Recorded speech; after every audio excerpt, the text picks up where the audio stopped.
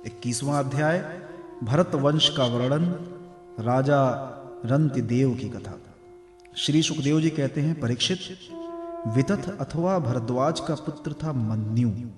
मन्यु के 5 पुत्र थे, बृहक्षत्र, जय, महावीर, नर और गर्ग। नर का पुत्र था संकृति। संकृति के 2 पुत्र हुए, गुरु और रंतिदेव। परीक्षित, रंतिदेव का निर्मल यश इस लोक और परलोक में सब जगह गाया जाता है।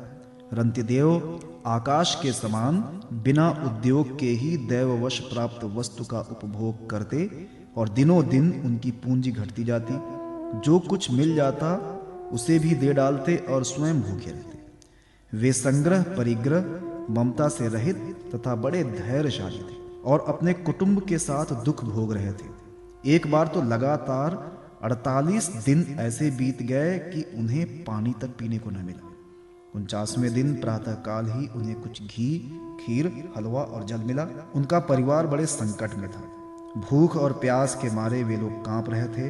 परंतु ज्यों ही उन लोगों ने भोजन करना चाहा, त्यों ही एक ब्राह्मण अतिथि के रूप में आ गया।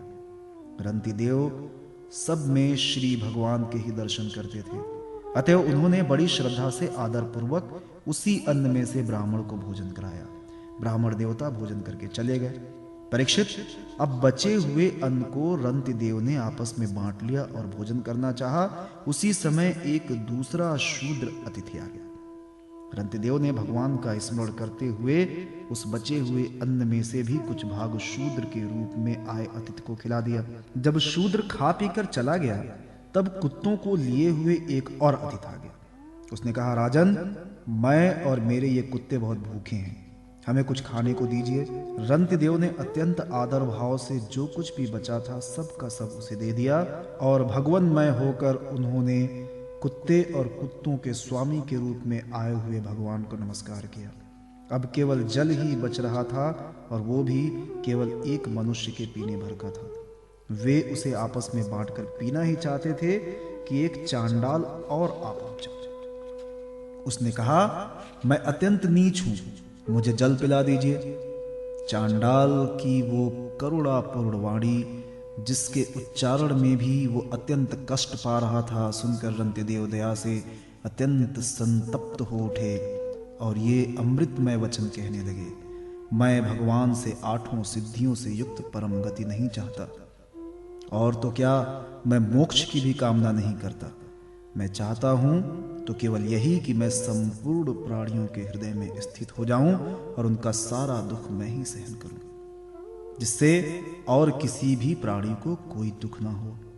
ये दीन प्राणी जल पी करके जीना चाहता था। जल दे देने से इसके जीवन की रक्षा हो गई। अब मेरी भूख प्यास की पीड़ा, शरीर की शिथिलता, दीनता, ग्लानि, शोक, विषाद और मोह, ये सब के सब जाते रहे। मैं सुखी हो गया। इस प्रकार कहकर रंतिदेव ने वो बचा हुआ जल भी उस चांडाल को दे दिया। यद्यपि जल के बिना वे स्वयं मर रहे थे, फिर भी स्वभाव से ही उनका हृदय इतना करुणापूर्ण था कि वे अपने को रोक ना सके। उनके धैर्य की भी कोई सीमा है। परीक्षित, ये अतिथि वास्तव में भगवान की रची हुई माया के ही विभिन्न रूप थे।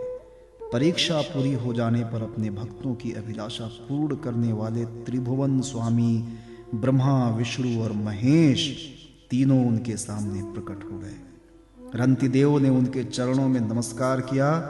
उन्हें कुछ लेना तो था नहीं। भगवान की कृपा से वे आसक्ति और स्पृहा से भी रहित हो गए तथा परम प्रेममय भक्ति मात्र से अपने को भगवान वासुदेव में तन्मय कर दिया। कुछ भी मांगा नहीं। परीक्षित, उन्हें भगवान के सिवा और किसी भी वस्तु की इच्छा तो थी नहीं। उन्होंने अपने मन को पूर्ण रूप से भगवान में लगा दिया। इसलिए त्रिगुणमयी माया जागने पर स्वप्न दृश्य के समान नष्ट हो गई। रंतिदेव के अनुयायी भी उनके संग के प्रभाव से ही योगी हो गए और सब भगवान के ही आश्रित परम भक्त बन गए। मन्यु पुत्र गर्ग से शिनी और शिनी से गार्ग का जन्म हुआ।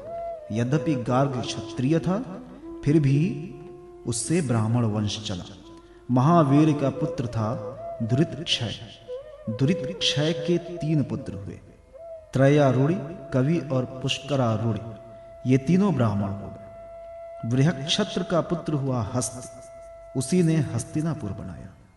हस्त के 3 पुत्र हुए, अजमीर, द्विमीर, पुरमीर। अजमीर के पुत्रों में प्रियमेद आदि ब्राह्मण हुए। इन्हीं अजमीर के एक पुत्र का नाम था बृहदिषु। बृहदिषु का पुत्र हुआ बृहद्वनु। बृहद्वनु का बृहत्काय और बृहत्काय का जयद्रथ हुआ। जयद्रथ का पुत्र हुआ विशद और विशद का सेनजित। सेनजित के 4 पुत्र हुए, रुचिराश्व, दृढ़हनु, काश्य और वत्स। रुचिराश्व का पुत्र पार था और पार का पृथुसेन। पार के दूसरे पुत्र का नाम नीप था, उसके 100 पुत्र थे।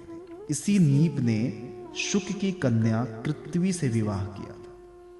उससे ब्रह्मदत्त नामक पुत्र उत्पन्न हुआ। ब्रह्मदत्त बड़ा योगी था। उसने अपनी पत्नी सरस्वती के गर्भ से विश्वक्सेन नामक पुत्र उत्पन्न किया। इस विश्वक्सेन ने जैगेश्वर के उपदेश से योग शास्त्र की रचना की। विश्वक्सेन का पुत्र था उदकस्वन और उदकस्वन का भल्लाद। ये सब बृहदस्व के वंशज हुए। द्विमीर का पुत्र था यवीनर, यवीनर का कृतिमान, कृतिमान का सत्यधृति, सत्यधृति का दृढ़नेमि और दृढ़नेमि का सुपार्श्व हुआ। सुपार्श्व से सुमति, सुमति से सन्नतिमान और सन्नतिमान से कृति का जन्म हुआ। उसने हिरण्यनाभ से योग विद्या प्राप्त की और प्राच्य साम नामक ऋचाओं और 6 संहिताएं कही थी। कृति का पुत्र नीप था। नीप का उग्रायुध, उग्रायुध का क्षेम, क्षेम का सुवीर और सुवीर का पुत्र था रिपुंजय। रिपुंजय का पुत्र था बहुरथ।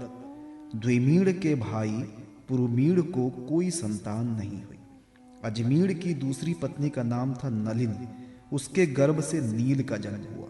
नील का शांति, शांति का सुशांति, सुशांति का पुरुज, पुरुज का अर्क और अर्क का पुत्र हुआ भाग्यार्श्व। भाग्यार्श्व के 5 पुत्र हुए, मुगदल, यविनर, बृहदिषु, कामपेल्य और संजय। भागर्ष ने कहा, ये मेरे पुत्र 5 देशों का शासन करने में समर्थ हैं, इसलिए ये पांचाल नाम से प्रसिद्ध हुए। इनमें मुगदल के मौदगल्य नामक ब्राह्मण गोत्र की प्रवृत्ति हुई। भाग्यार्ष के पुत्र मुदगल से यमज यानी कि जुड़वा संतान हुई। उनके पुत्र का नाम था दिवोदास और कन्या का अहल्या। अहल्या का विवाह महर्षि गौतम से हुआ। गौतम के पुत्र हुए शतानंद। शतानंद का पुत्र सत्यधृति था और वो धनुर्विद्या में अत्यंत निपुण था। सत्यधृति के पुत्र का नाम था शरद्वान। एक दिन उर्वशी को देखने से शरद्वान का वीर्य मूंज के झाड़ पर गिर पड़ा। उससे एक शुभ लक्षण वाले पुत्र और पुत्री का जन्म हुआ। महाराज शंतनु की उस पर दृष्टि पड़ गई, क्योंकि वे उधर शिकार खेलने के लिए गए हुए थे। उन्होंने दयावश दोनों को उठा लिया।